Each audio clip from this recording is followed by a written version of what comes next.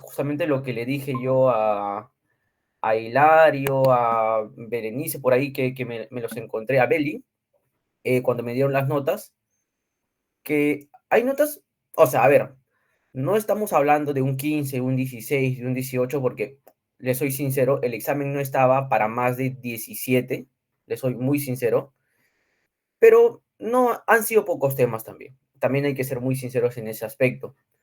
No han sido preguntas, digamos, no ha habido preguntas de fisiología de órganos, por eso de sentidos, me refiero, de ojo, visión, han venido temas bastante limitados y básicamente son temas que yo les he dicho que la mayoría de preguntas han sido transportadores, que eso al pie al derecho se lo tienen que saber, y la mayoría han tenido que ser preguntas de proteínas G, de receptores, que es fisiología celular básicamente, y por ahí algo de transmisión neuromuscular, ¿no? Y contracción, como que hay unas dos, tres preguntas de contracción, potencial de acción vino unas tres, cuatro preguntas, potencial de acción. Eh, no creo que el examen haya estado con muchos temas, en verdad han sido pocos temas, pero eso no quita que no hayan podido leer los temas que están en el sílabus, porque para el parcial, si por A o B, el doctor Valdivieso o el doctor Barbosa me mandan preguntas, ustedes tienen que estar en la capacidad de poder resolverlos, o sea, en la capacidad de poder hacerlos. Por tema de tiempo y para no saturarnos del tema, no se los he abarcado en la primera PC porque me parecería súper injusto tomarles algo que yo no lo he hecho, ¿no? Al menos para las PCs que sí me corresponden a mí hacerlo, para ustedes. Ahora, lo otro es que no sé por qué han habido tanta dificultad con el tema del ABP. Era solamente un solo gráfico. O sea, era solamente un gráfico que tenían que aprenderlo. Desde ya les aviso que para el ABP3 y el ABP4 son por lo menos 4 a 5 gráficos. Y son temas un poco más complejos, tal vez. Me sorprende también que haya estudiantes que no me han graficado absolutamente nada de transmisión neuromuscular. Cuando ese gráfico, al menos un esbozo me hubiesen hecho si hubiesen resuelto sus preguntas del portafolio. Porque les puse 4 casos, o sea, para que 4 veces dibujen el mismo gráfico. Claro, el nivel ha estado también sumamente elevado por el mismo hecho de que las expectativas son bastante altas, al menos en la parte de identificación de problemas, son bastante altas mis expectativas, porque he tenido buenos estudiantes, no porque yo lo haya hecho, digamos, o porque yo sea médico, sino porque he encontrado que hay buenos estudiantes en ustedes y cada vez se van retando mucho más. Ese gráfico que les he mostrado en el portafolio es un estudiante, así como ustedes. Todavía no se les voy a decir de quién es, pero es de uno de ustedes, de la San Juan. No, es de otras universidades también. Pero ha sido un estudiante de San Juan que me ha hecho ese gráfico. Bastante bueno. Y para mí, claro, a ese gráfico todavía le falta, le soy sincero, le falta, porque la parte de contracción muscular no estaba ahí. Y también no habían algunos canales de potasio, por ejemplo. Pero al menos para su nivel, merece un 20. Porque esa persona me ha leído un montón. Entonces, mis expectativas están hacia ese gráfico de transmisión neuromuscular, que en lo particular no me parece que sea muy desafiante para ustedes. Yo creo que lo pueden hacer. Estoy casi seguro que lo van a poder hacer. Van a poder tener lo que se llama pensamiento crítico. Y el pensamiento crítico se desarrolla cuando tú averiguas. Y se los dije desde la primera clase. A mí me va a interesar mucho el hecho de que tú desarrolles un aprendizaje autónomo. Si tú desarrollas un aprendizaje autónomo, créeme que por ti mismo vas a poder buscar información y eso vas a tener que adoptarlo. Yo voy a ser un moderador, un guía. Pregúntenme todo lo que quiera. Doctor, he leído esta información, no sé cómo enfocarlo, pero no entiendo esta parte por más que lo leo una y dos, tres, cuatro, cinco veces. Yo te lo explico, no pasa nada. pero tienen que averiguar también ustedes, ¿ok? Entonces, me sorprende porque hay ABPs que no hay nada. Es un cero rotundo. Es un cero, cero, cero rotundo. Y como les dije en la primera clase, yo no soy de regalar nota. La nota ustedes se la ganan con el esfuerzo, con la perseverancia. Sí, pero igual felicito a las personas que hayan tenido una buena nota en la parte teórica. Y les voy a ser también muy sinceros. Eh, en el ciclo pasado, en la PS1, solamente me aprobó una persona con 10.8, creo me parece. 10.8, 10.11 por ahí. Pero ahora me han aprobado 5 o 6 personas, que en verdad está bastante bien. Está bastante bien.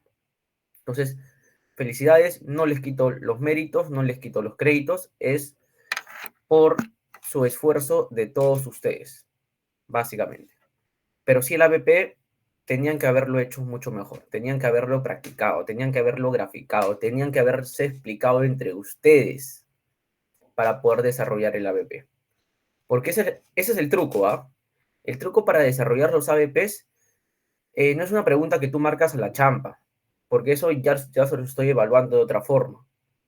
El ABP es algo que ustedes tienen que comprender el tema para poder hacerlo. ¿Y cómo comprenden el tema? Explicándose ustedes. Cómprense una pizarrita, o si no tienen dinero y no tienen para gastar en pizarra, hojitas, y dibujen una y otra vez y explíquense. Esto pasa por esto se libera de esta forma, aquí actúa tal proteína, aquí actúa tal anticuerpo, listo, no les pido fisiopatología, no les estoy pidiendo inmunología, porque ya van a ver que cuando les toque fisiopatología, van a ver muchas más cosas. No les van a decir el target de la miastenia gravis, este receptor nicotínico. Eso no va a pasar. Van a preguntar, ¿por qué produce justamente esta debilidad neuromuscular? Ah, porque el receptor nicotínico está dañado. ¿Y cómo así? ¿A qué subunidad se une el anticuerpo, por ejemplo? ¿No? O por ejemplo, el tema de la trisomía 21. Hay 3 etiologías diferentes, con 3 cromosopatías totalmente diferentes. Y todo eso tiene que haber un trasfondo mucho más profundo, un análisis mucho más profundo. No solamente se les va a pedir identifica aquí el receptor, sino van a ir mucho más allá. Entonces, esos quería dárselos como introducción. Felicidades. Y ahora sí empezamos con el tema de cardio. ¿Preguntas hasta ahí?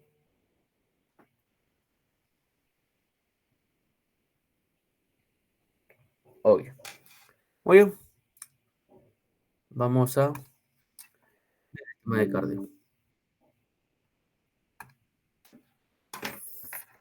A ver, a ver.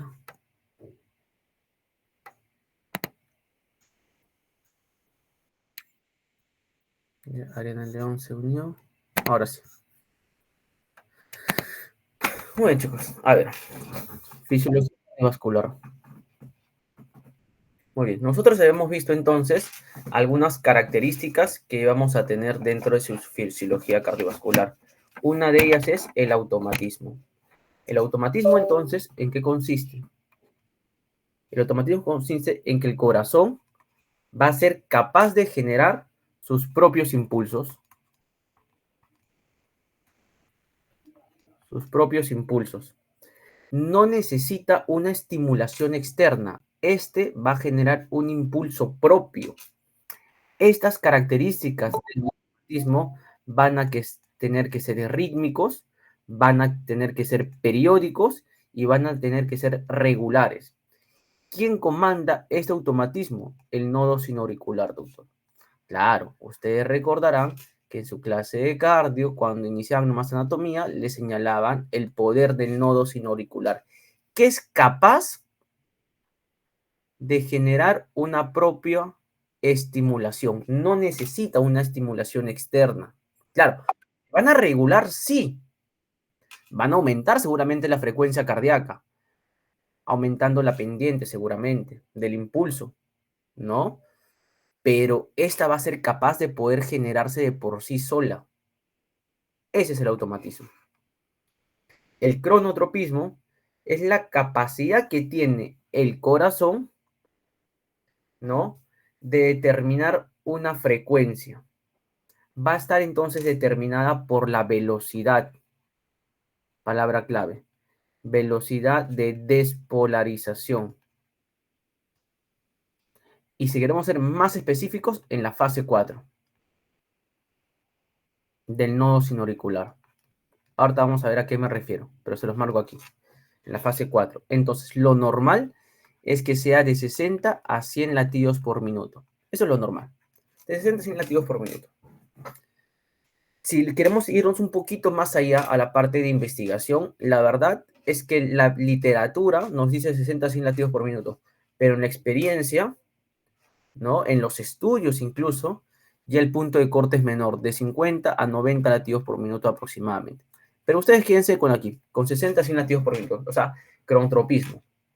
Muy bien.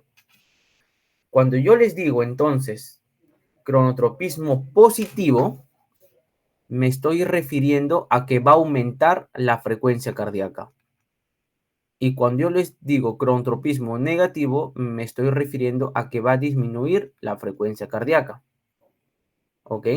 Ahora, este nodo sinauricular tiene un cronotropismo, perfecto, y es de 60 a 100 latidos por minuto, pero también lo va a tener el nodo AB. También lo va a tener las fibras de Purkinje. El nodo AB por lo menos maneja una frecuencia cardíaca de 40 a 60 latidos por minuto. Y la fibra de Purkinje más o menos de 20 a 40 latidos por minuto. ¿Cómo es eso, doctor? Si por A o B, si por A o B tu nodo sinauricular no funciona, entonces el que va a tomar al mando, o sea, el gerente, porque ese es el jefe, el gerente es el nodo AB. Y si por A o B tu nodo AB no funciona, el subgerente va a tomar la batuta. ¿Ok? Más o menos se van comenzando a repartirse la chamba. Ahora, la excitabilidad es la capacidad de responder a un estímulo. O sea, va a responder, mejor dicho, al potencial de acción. Responde a la despolarización. ¿Ok? Y esta excitabilidad va a depender de los iones entonces. Entonces, es la capacidad de respuesta, la excitabilidad. La conductibilidad es la capacidad de transmisión de los impulsos. ¿Ok? A este también se le llama dromotropismo.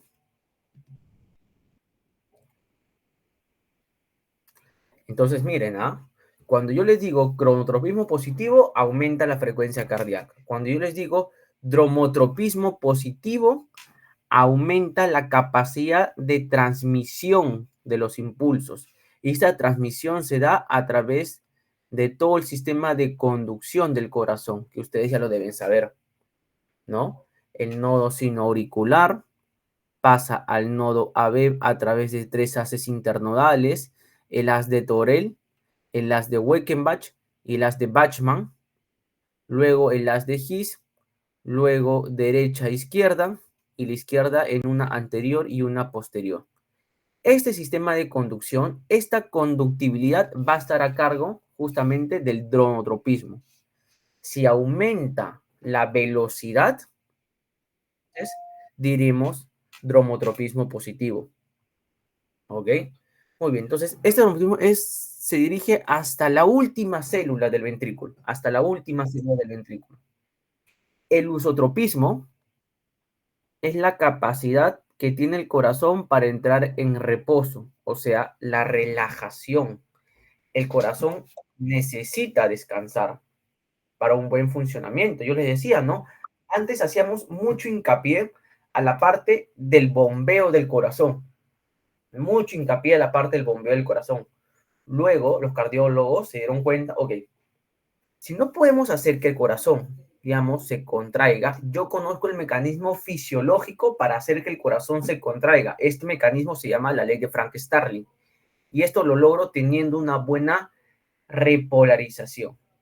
sea, un muy buen descanso, un muy buen reposo. Tengo que hacer que mi corazón se relaje, porque una vez que se relaja, va a comenzar a contraerse y poder expulsarlo. Entonces, esto es más o menos la capacidad entonces de relajación del corazón. ¿Ya? Muy bien. Entonces, en pocas palabras, es la diástole. Y esta es importante porque aquí es donde el corazón se nutre. Nutrición del corazón. Y luego ya viene la parte de contractibilidad, o también llamada inotropismo. Doctor, esto me suena a un tipo de receptor. No, el tipo de receptor es ionotropismo. No se confundan, ¿ah? Pobre que me pongan ionotropismo en lugar de inotropismo. Ahí sí los jalo y con razón, porque son dos términos diferentes, no se pueden confundir. Ionotropismo es de iones, ¿no? Su receptor que hacía pasar iones, por ejemplo, los receptores nicotínicos tipo M. Pero inotropismo es la capacidad que tiene el corazón para poder bombear. ¿Ok? Y esto tiene tres factores, ¿ah? Tres factores. Por ejemplo, una de ellas es la biodisponibilidad del calcio. Mientras más calcio haga, más importante será la contractibilidad. Es por eso que, por ejemplo, los digitálicos son unos medicamentos que bloquean el transportador sodio-potasio ATPasa, que ustedes ya lo saben. Y al costadito de ese transportador sodio-potasio ATPasa existen los canales de calcio. Y si tú bloqueas este transportador, a su vez estás haciendo que el calcio ya no salga y el calcio se almacena intracelular, aumentando la contractibilidad. Es un fármaco, los digitálicos, para insuficiencia cardíaca. Otra condición para que haya una buena contractibilidad es justamente la presencia de oxígeno. Importante, pues, ¿no? Para el metabolismo aeróbico.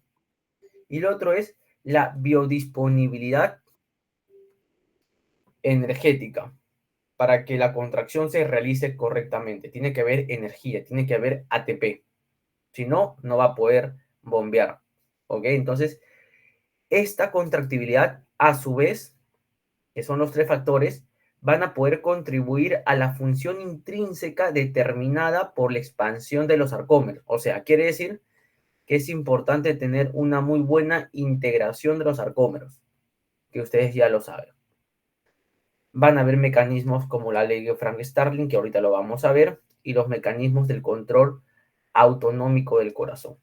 Entonces, doctor, usted me había dicho, y yo también he estudiado, que los receptores beta 1, como es 1, están en el corazón. Claro, porque los beta 2, al ser 2, están en los pulmones. Pues eso ya lo sé. Lo sé por mi primera clase de fisiología. Yo sé también que los beta 1 cumplían tres funciones, doctor. Cumplían cronotropismo positivo, dromotropismo positivo y inotropismo positivo. Esa es la función de los beta 1. Entonces, ahora en adelante, cuando yo te hable de cronotropismo positivo, a tu mente va a ir a aumentar la frecuencia cardíaca. Cuando yo te hable de dromotropismo positivo, a tu mente va a ir ¿cómo se llama? De aumentar la conductibilidad. Y cuando yo te hable de inotropismo positivo, a tu mente va a ir la función de contracción, aumentar la fuerza de contracción. Entonces yo te puedo poner un caso, ¿no?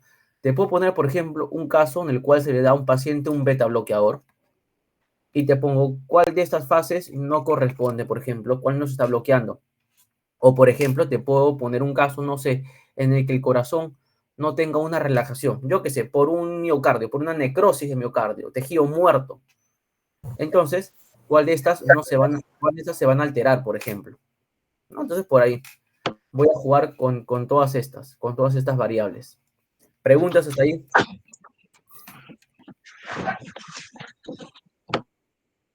¿Preguntas? Muy bien, entonces esto ya lo hemos visto, ya les expliqué sobre las arterias. Ahora sí, nos vamos un poquito Profesor, más. disculpe, Dime, Podría así en rasgos generales, la anterior gráfica, es que mi internet está está un poco lajeado y no he podido comprender. ¿cuál? El ¿Esto? anterior, sí, ese de ahí, Ya, a ver, son porfa. 6. Ujú. Automatismo, cronotropismo, excitabilidad, conductibilidad, lusotropismo y contractibilidad. La contractibilidad también se le conoce como inotropismo. A la conductibilidad también se le conoce como dromotropismo, ¿ok? Y cronotropismo. Automatismo es la capacidad que tiene el corazón para generar sus propios impulsos. El cronotropismo es la velocidad de despolarización, o sea, qué tanto se está despolarizando, a qué velocidad, a qué frecuencia, mejor dicho. Perdón, frecuencia es la palabra. Más o menos 60 100 latidos por minuto. La excitabilidad es la capacidad que tiene para responder a un estímulo de respuesta. La conductibilidad es la capacidad que tiene el corazón para transmitir su impulso, ¿no? Por ejemplo, si yo le pongo un bloqueo a nivel de la rama derecha, pongámosle, a nivel del sistema de conducción, y les pregunto, ¿qué característica es la que se está afectando en el corazón? No me van a poner automatismo, ¿no?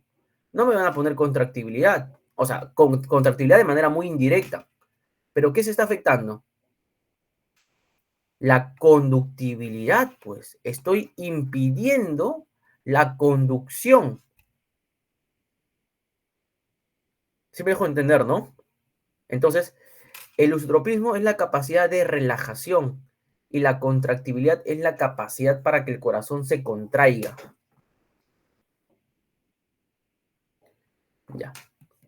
Esto ya lo hemos visto la semana pasada en clase. Ahora sí, vámonos aquí. A ver, a nivel de todo mi sistema, vamos a poner acá una imagen, tenemos dos tipos de circulación. Tenemos una circulación, no tengo una época.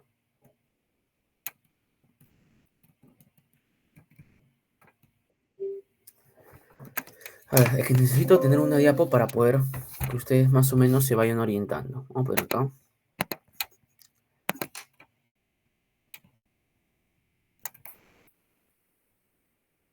Acá.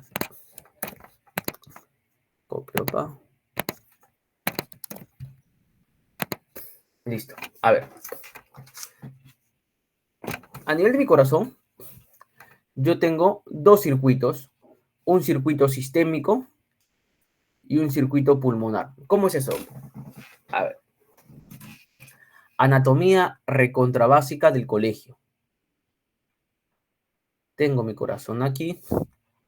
Tengo mi aorta por aquí.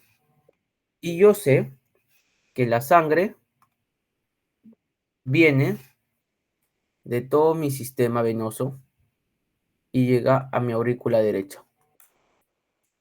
De mi aurícula derecha va hacia mi ventrículo derecho. De mi ventrículo derecho se va a través de mi arteria pulmonar hacia mis pulmones a oxigenarse. Se oxigena mi sangre y viene nuevamente por mi aurícula izquierda. Y de mi aurícula izquierda se va hacia mi ventrículo izquierdo. Y mi ventrículo izquierdo nuevamente sale por mi aorta y se va a mi circulación sistémica. Ok, fisiología básica. Mi corazón en la parte derecha es desoxigenada, se oxigena en mis pulmones, viene hacia mis cavidades izquierdas, ya oxigenada, y se bombea hacia toda la circulación. Muy bien. El sistema venoso, doctores, es muy diferente al sistema arterial. A pesar que sean vasos de transmisión de la sangre, sus sistemas fisiológicos obedecen a algo totalmente distinto. Son vasos histológicamente distintos. ¿Por qué les comento esto? Aquí tengo entonces mi sistema arterial. Aquí tengo entonces mi sistema venoso.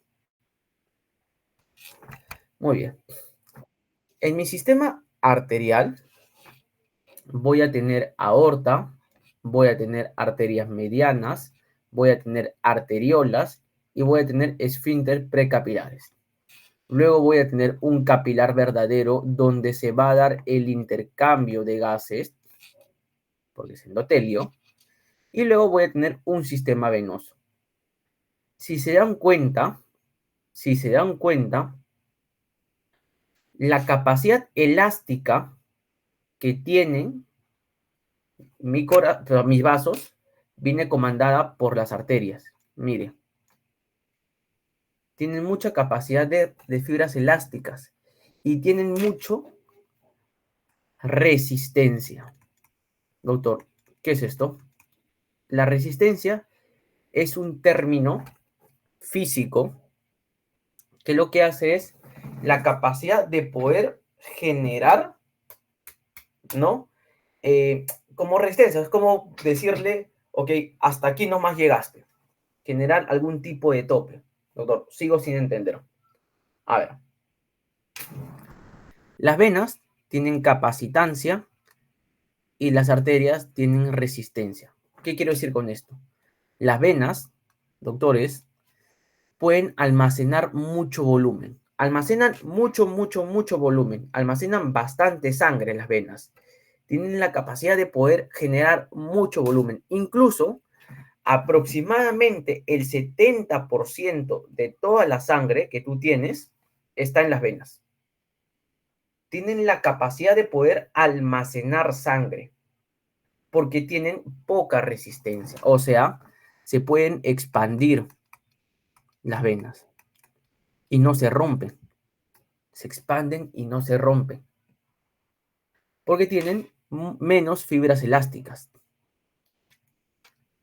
Pueden almacenar mucho volumen. Pueden distenderse un montón y tienen muy poca resistencia, a diferencia de las arterias. Profesor, disculpe, ¿sí está grabando también la clase, verdad o no? No se graba la clase porque no se va a subir a ningún Blackboard ni nada de eso. Es que como les digo, como les decía al inicio nomás, esta clase no es parte de la universidad, es una clase ad honore para ustedes, nada más. ¿Sí? Claro, sería bueno, pero igual se podría grabar. No, por eso tienen que prestar mucha atención. Ok, entonces, las arterias tienen mucha resistencia. Ahora, ¿qué quiere decir con resistencia? Que esta fuerza se va a oponer a la distensión de la sangre. Muchas veces nosotros pensábamos, incluso yo lo pensaba, que por decir que las arterias tienen fibras elásticas, yo pensaba en la capacidad de expansión de los vasos. No es así. Cuando yo digo que un objeto es elástico, no me refiero a la capacidad de expansión. Por ejemplo, ahorita no tengo un ejemplo de liga, pero imagínense que yo tengo una liga. Porque esto también, este concepto me va a ayudar a entender también lo que viene en respiratorio.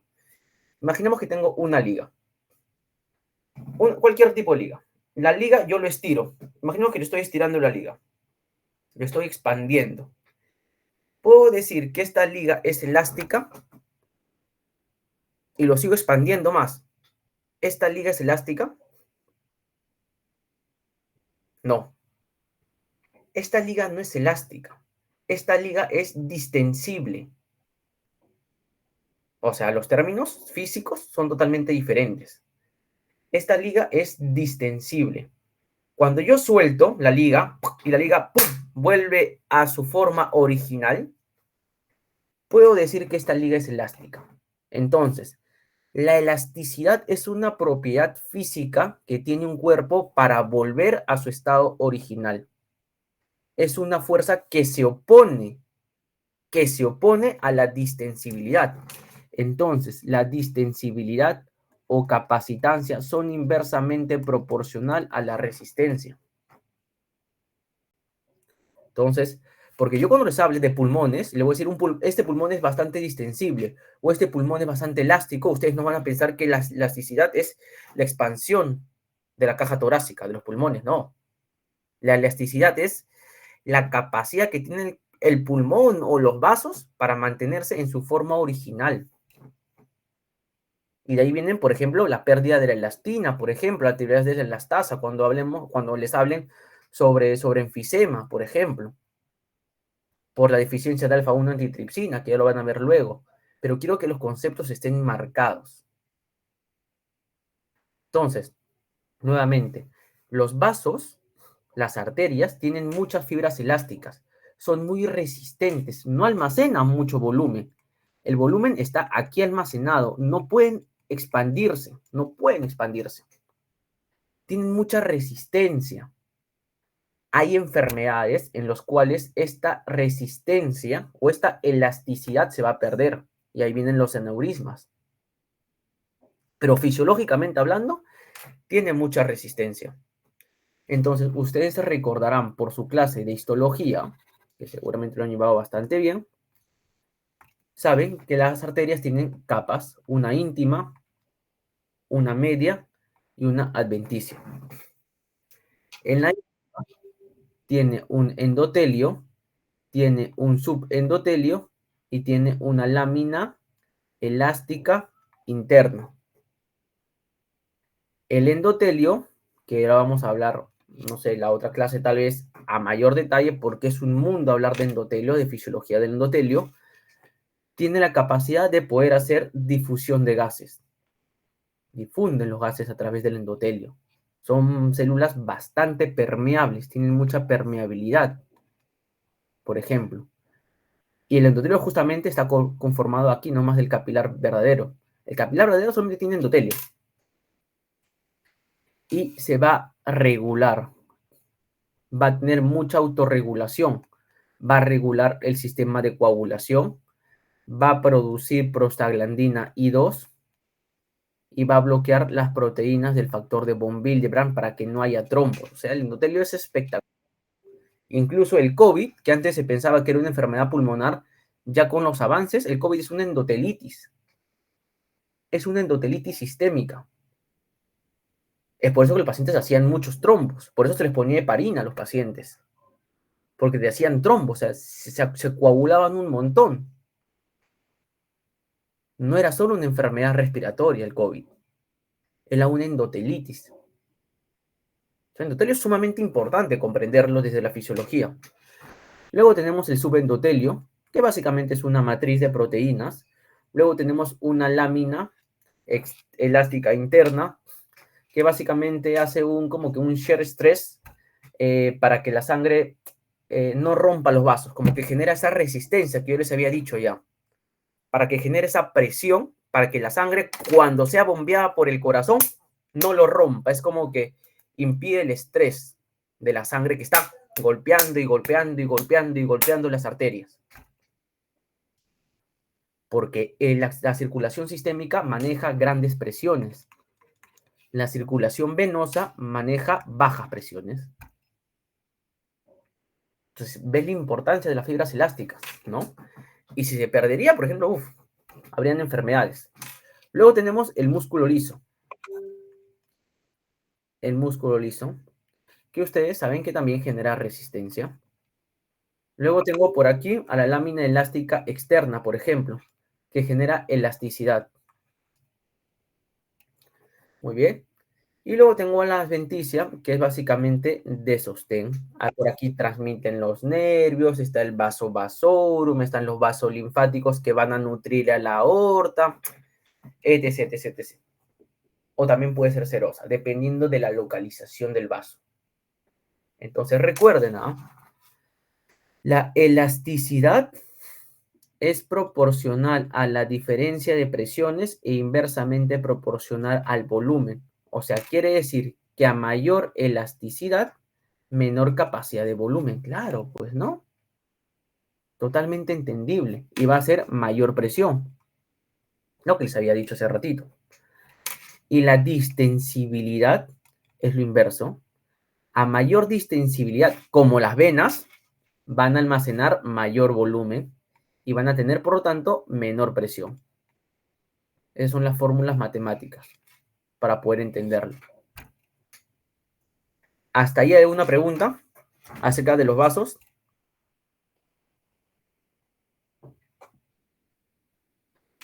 Me olvidaba. Como regulador, aquí tendemos a que los vasos al endotelio también son vasodilatadores porque sintetizan óxido nítrico, que ahorita lo vamos a ver. Vasoconstrictores porque también sintetizan endotelina y también hacen angiogénesis a través del factor de crecimiento de vasos endoteliales, el VEG. Y justamente esto está mutado a nivel del cáncer, por ejemplo. Cuando se habla de cáncer, el cáncer crecen muchos neovasos y es por culpa de los VEG, que son los factores de crecimiento de vasos endovasculares. Profesor, dijo que la elasticidad es igual ¿a qué dijo? A la variancia de A la presión sobre diferencia de volumen, presiones presión sobre volumen, ¿no? inversamente proporcional a la diferencia de volúmenes.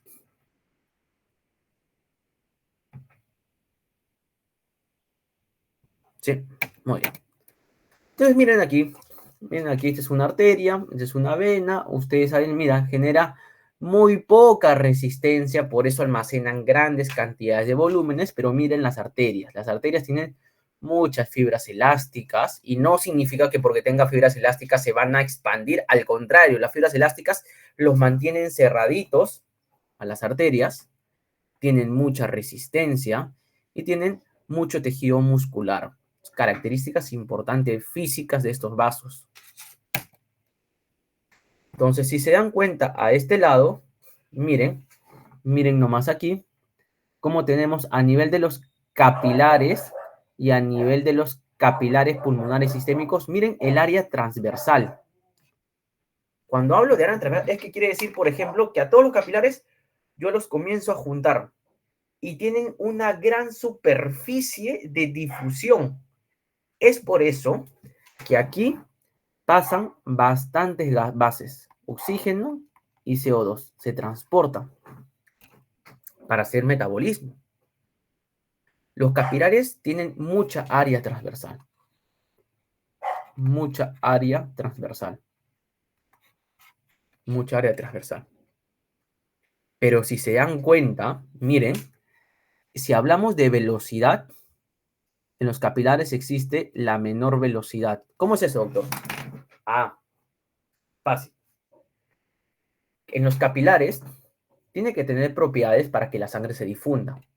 Primero es que tiene que tener mucha área para que la sangre, para que el oxígeno y el CO2 se difunda. Perfecto, eso lo entendí. Pero a su vez tiene que tener menor velocidad. O sea, la velocidad en estos capilares tiene que pasar lentito, lentito, lentito, lentito para que haya este intercambio gaseoso. Porque si pasa rápido, no se va a poder hacer el intercambio gaseoso. Los capilares tienen una chamba bastante importante. Tienen la capacidad de tener entonces mucha área y poca velocidad. Entonces, miren, como yo les decía aquí, el sistema venoso, miren nomás, el sistema venoso, ¿cuánto de sangre almacena? 65%, casi le decía 70%. Las arterias almacenan poco volumen de sangre, solamente un 20%. Y dentro del corazón, 5%. ¿Ok? Entonces, eso es importante poder entenderlos. Vamos a ver por aquí. Es igual, más de lo que les decía.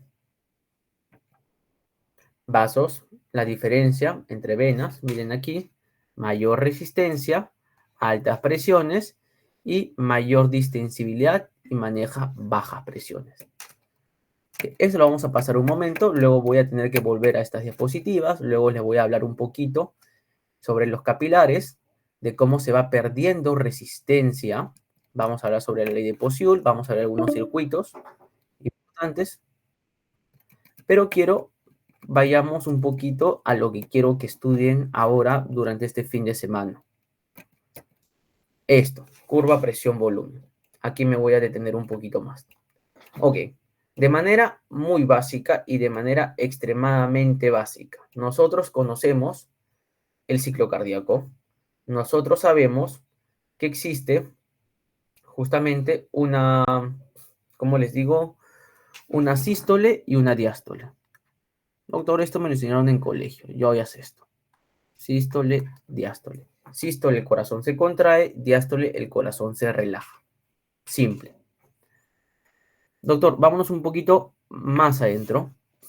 La sístole tiene dos fases. Tiene una contracción isovolumétrica y tiene una fase de eyección. La diástole tiene una fase de relajación isovolumétrica, tiene una fase de llenado rápido, tiene una fase de llenado lento y tiene una contracción auricular. O sea, una relajación isovolumétrica, una fase de llenado y una fase de contracción auricular. 5 fases. Este es el primer nivel de conocimiento, este es el segundo nivel de conocimiento y ahora vámonos al tercer nivel de conocimiento. Que es, ahí está, es lo que le decía, mire, sencillo. La sístole, que es esto que está acá, y la diástole, que es esto que está acá. Doctor, empezamos con la contracción isovolumétrica. Como es un ciclo, se puede empezar de donde sea, no importa. La contracción isovolumétrica quiere decir la contracción, voy a cambiar de color, la contracción que tiene que tener mis ventrículos, pero como dice isovolumétrica, iso igual volumétrica, volumen, quiere decir que la sangre no se va a perder y tampoco va a entrar sangre. Porque si se dan cuenta, aquí las válvulas están cerradas. Cerradas, cerradas, cerradas. Entonces, no se pierde sangre. ¿Qué es lo que va a pasar aquí en esta contracción isovolumétrica? Que la sangre va a comenzar a, digamos, comprimirse de cierta forma. Se va a comenzar a comprimir. O sea, va a haber aquí mayor presión ventricular. Porque aquí, como se va a contraer y va a mantener un mismo volumen, va a aumentar las presiones intraventriculares. ¿Ok? Muy bien. Esto va a ser la característica de esta contracción isovolumétrica. Esto dura aproximadamente 0,1 segundo. Aproximadamente. ¿Ok? El volumen, entonces, es constante. No hay pérdida y tampoco hay entrada de volumen. Ahora sí. Luego que haya aumentado su presión, imaginemos que está así, aumenta, aumenta, aumenta, aumenta, aumenta, aumenta, aumenta, aumenta, presión, y más o menos cuando llegue a 80 a 120 milímetros de mercurio de presión aquí a nivel ventricular, rompe la presión de las válvulas sigmoideas y la sangre sale. Cuando la sangre sale, ya se llama fase de eyección. ¿Listo? La fase de eyección. Entonces, ¿en qué va a consistir esta fase de inyección? Es cuando ya hay una pérdida del volumen sanguíneo. Se abren las válvulas sigmoideas y la sangre pasa de aquí de los ventrículos a las arterias. Esta fase dura aproximadamente 0,2 segundos aproximadamente. ¿Okay? Entonces, esta es la fase de eyección. Más o menos se está perdiendo un 70% del volumen.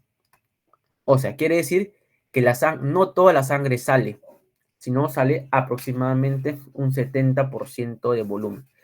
Si lo queremos llevar un poco a mililitros, imaginemos que el corazón se llena con 120 mililitros aproximadamente. Se llena con 120 mililitros, solamente va a salir 70 mililitros aproximadamente. Aprox, ¿no? Y se queda entonces un 50 mililitros. Es lo que se queda dentro del ventrículo.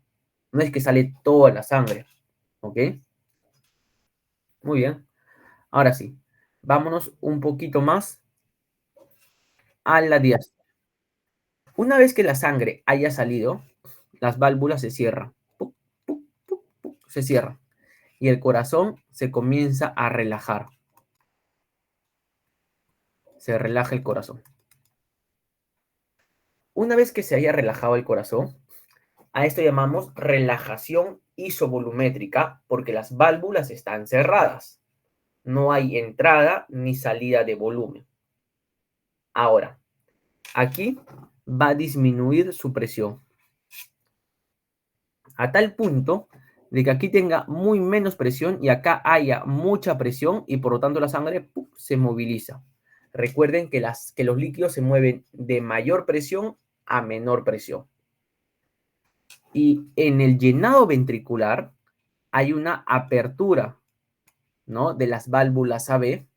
La sangre pasa de la aurícula al ventrículo hasta llenarse a 120. Hasta 100 aproximadamente. Se llenan hasta 100. Luego que se haya llenado a 100, la sangre va aumentando su presión porque va cayendo líquido, va aumentando su presión.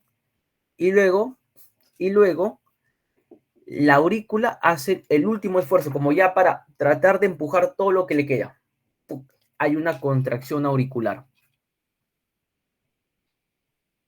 Aquí más o menos la aurícula mete 20 mililitros aproximadamente, para que al final el llenado ventricular total sea 120 mililitros. Ok, doctor, palabras claves. Volumen telediastólico, volumen telesistólico, volumen sistólico. El volumen telediastólico quiere decir el volumen, tele es al final, D es diástole, volumen al final de la diástole, 120 mililitros aproximadamente. Volumen telesistólico es el volumen al final de la sístole, o sea, quiere decir cuando la sangre haya salido al final de la eyección, lo que quedó, 50 mililitros. Y el volumen sistólico es el volumen que la sangre expulsó, o sea, 70 mililitros. ¿Ok? Entonces, ese es el ciclo cardíaco. Ahora vámonos al tercer nivel. Aquí. Entonces, si se dan cuenta, aquí tenemos la sístole y tenemos la diástole. Doctor, usted me había dicho que empezamos con contracción isovolumétrica. Perfecto, lo entendiste bien. En la contracción isovolumétrica aumenta las presiones. Perfecto, aumenta las presiones.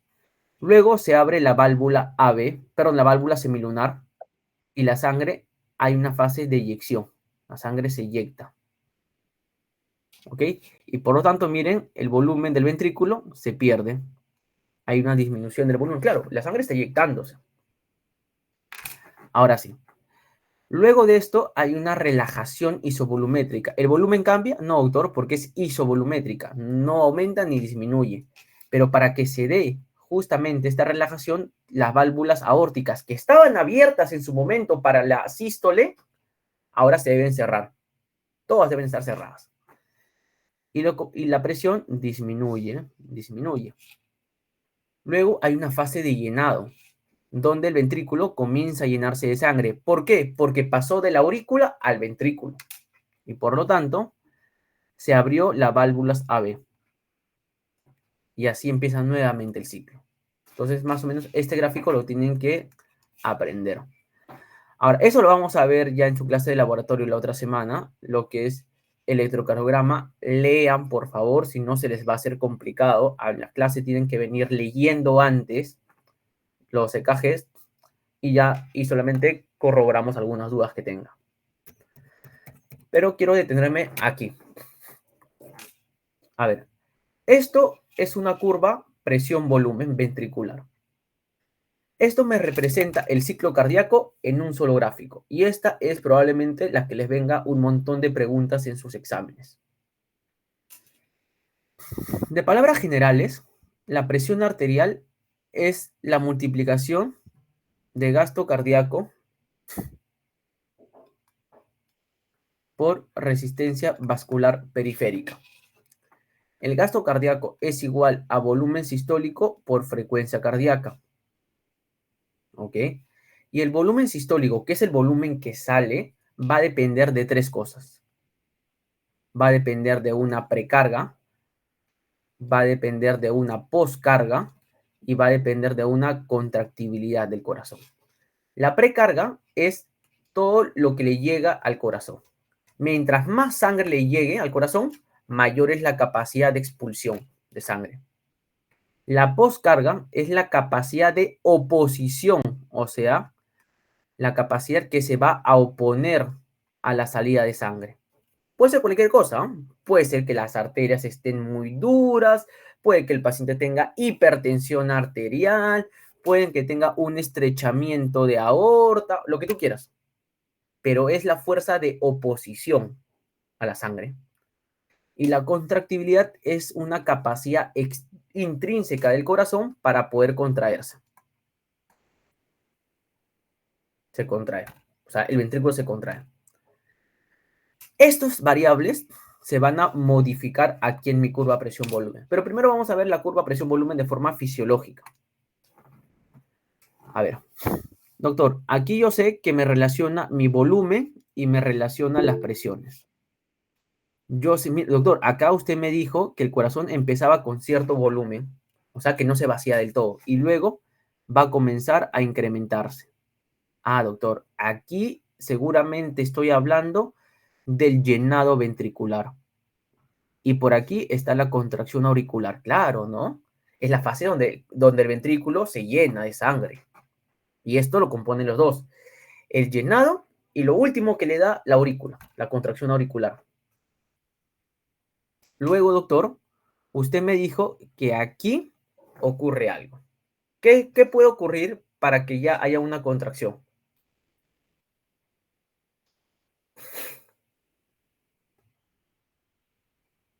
Doctor, aquí hay un cierre de la válvula AB. Claro, porque la sangre ya terminó de llenarse. Entonces, ¡pam!, se cierra mi válvula AB.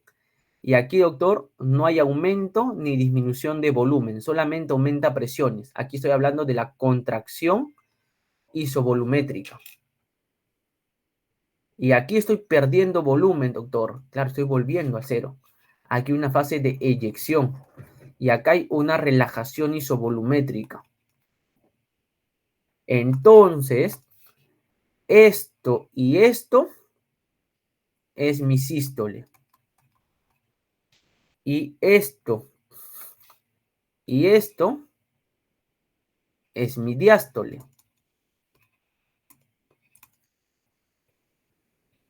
Aquí en el punto 4, la válvula AB se abre porque tiene que haber un llenado y acá la AB cierra. Aquí la válvula sigmoidea se abre para que haya la fase de eyección y aquí la válvula AB, perdón, la sigmoidea se cierra. Sigmoidea se cierra. Profesor, Dime. la reunión va a terminar en unos minutos. Está bien, porque eso nomás me falta explicarles nomás para que ustedes puedan averiguarme lo que es poscarga, precarga y contractibilidad. Eso nomás es. Ahorita ya también para no quitarles mucho tiempo. Entonces tenemos estas curvas. Ahora, ¿qué es lo que me van a hacer ustedes ahora? Ya les expliqué lo básico.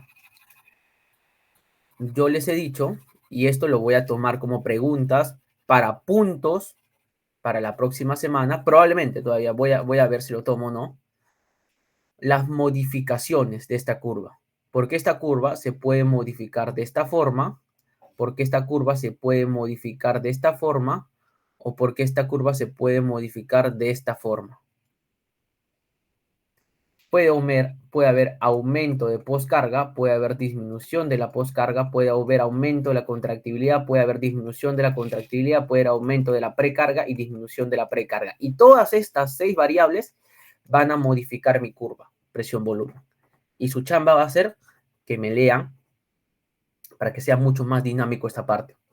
Porque de esto, créanme, que viene por lo menos un 20% a 25% de todo el examen. Para la PS2 y para el parcial, un